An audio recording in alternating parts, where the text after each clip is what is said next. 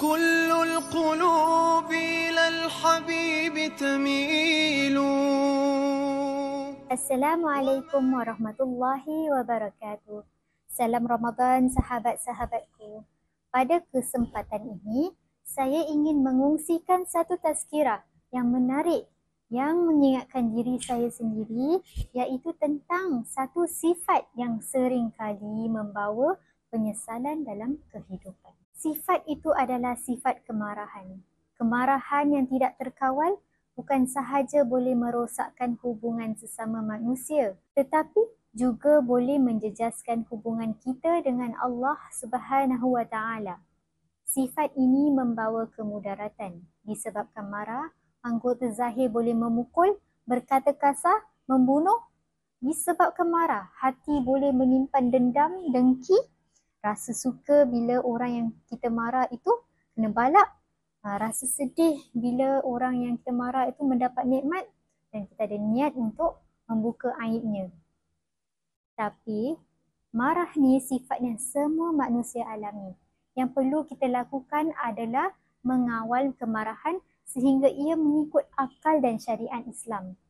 Kita juga hendaklah membiasakan diri untuk melambatkan rasa marah dan membiasakan memaaf kesalahan orang lain walaupun banyak perkara yang boleh buat kita marah. Perasaan marah itu harus dikawal ketika ia berkubar-kubar dalam hati. Bagaimana?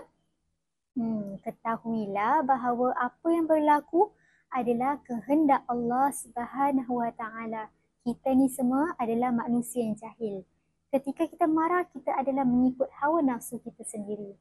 Dan kemarahan dan azab Allah adalah jauh lebih besar dan berat jika kita tidak dapat mengawal perasaan itu.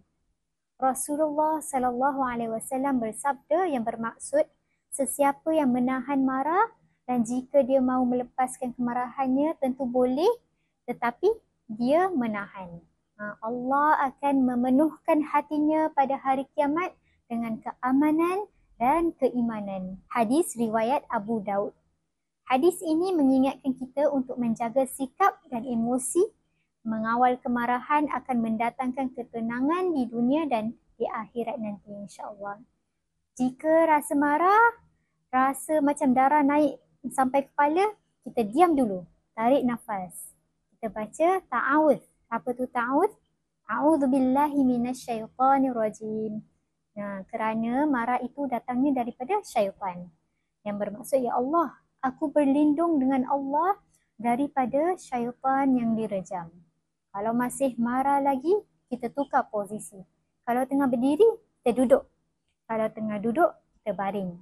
Kalau masih marah lagi, cuba ambil wuduk. Sahabat-sahabatku, bukan senang nak menahan sifat marah tu. Tak perlu nak tahan ataupun melawan. Mungkin mula-mula sekali kita akui yang kita rasa tidak senang.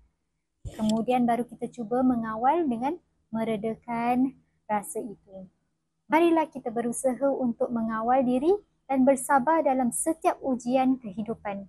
Jangan biarkan kemarahan menguasai diri kita.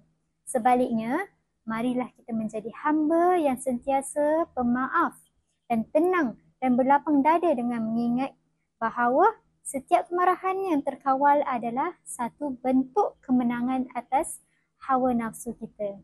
Sekian daripada saya pada hari ini. Wabillahi taufiq wal hidayah. Wassalamualaikum warahmatullahi wabarakatuh. كل القلوب إلى الحبيب تميل ومعي بهذا شاهد ودليل.